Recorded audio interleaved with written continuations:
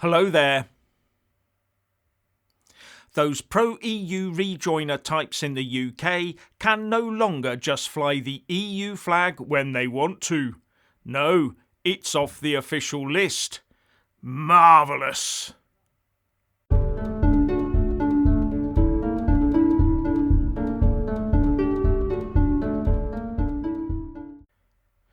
As per usual, please like, subscribe and comment below. And when subscribing, please do press the little bell, but also select the all option, or you won't get any notifications. Now first, the breaking news. Boris and Carrie are expecting a second addition to their family. Congratulations go to them. But it is tinged with sadness, as Carrie Johnson also said on Instagram that she had a miscarriage earlier in the year. OK, I know the title about the EU flag being banned in the UK was a bit clickbaity.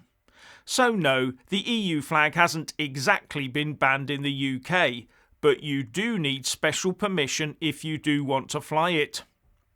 Although I have to ask, why on earth would you want to fly that gold stars on blue symbol of a wannabe overbearing superstate?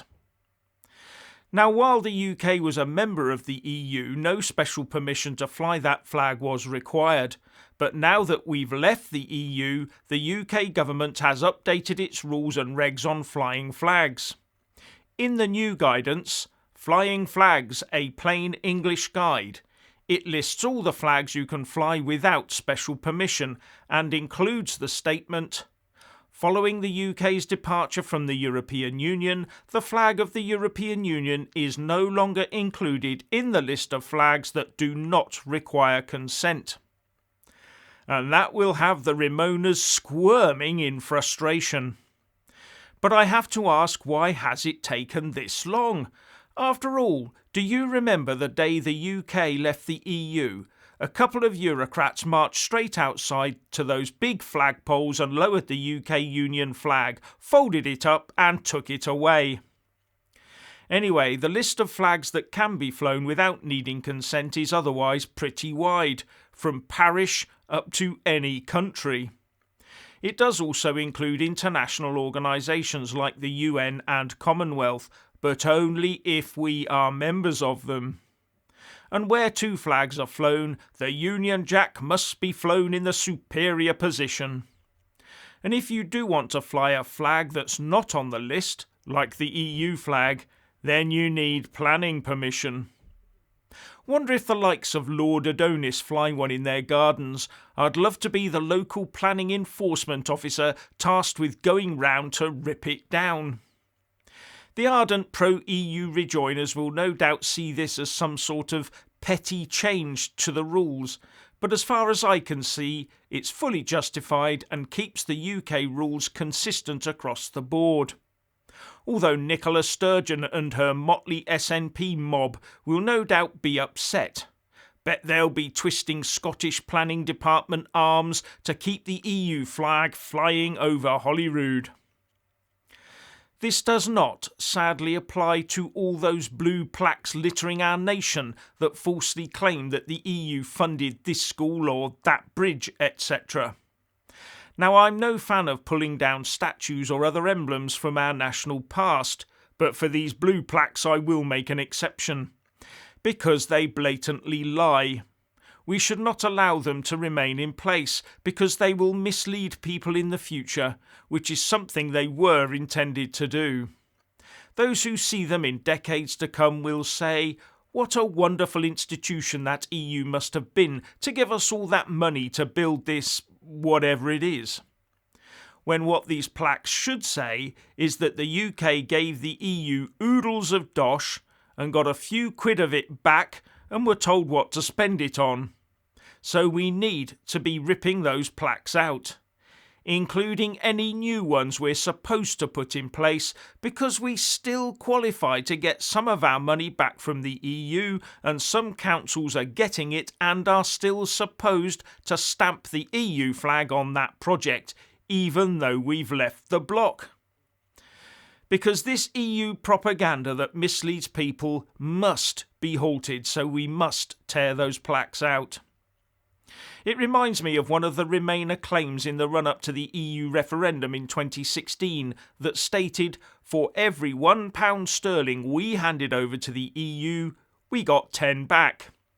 And people believed just that, thinking that we gave the EU £1 and the EU gave us straight back £10, which was of course complete baloney. What the Remainers were actually basing this on was that for every £1 we paid to the EU Commission, we got £10 in trade. Two completely disconnected issues. One was a tax we had to pay, and the other was trade, which no one has to engage in. But what the Remainers didn't point out that was for every pound we gave to the EU Commission, we got £10 in trade, but the EU got something like £20 in trade. We were paying for our own trade deficit. And now, despite the pandemic, our exports into the EU are recovering to pre-Brexit levels without us having to pay for it.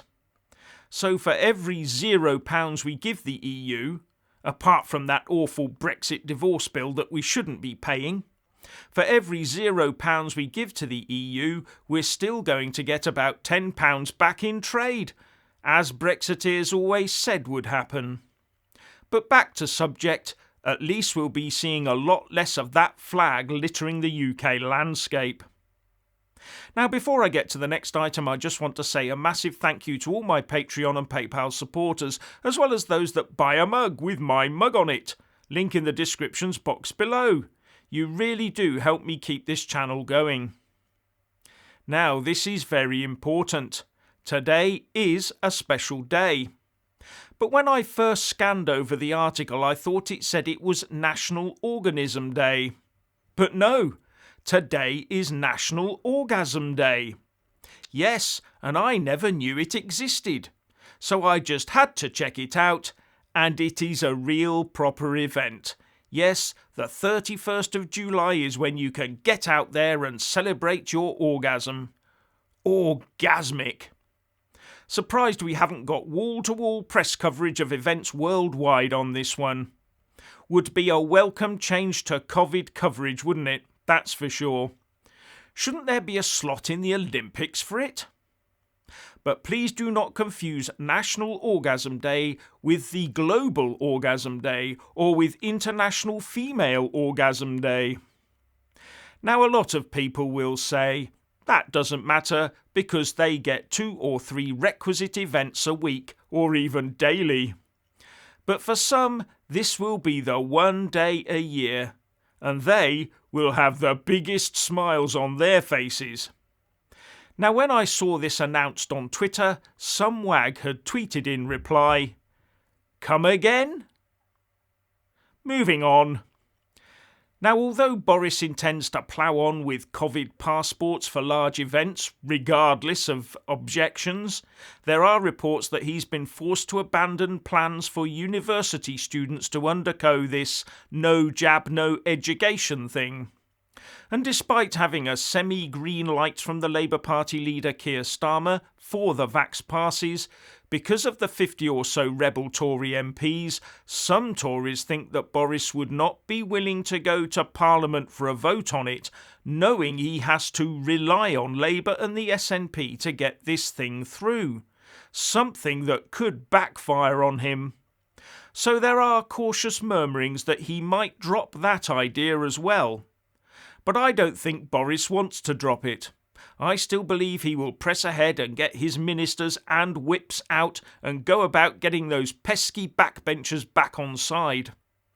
And if he does drop it, it will probably be a last-minute thing while he continues to coerce the younger generation into taking the double jab. So what's your opinion on this EU flag business? Please like and comment below.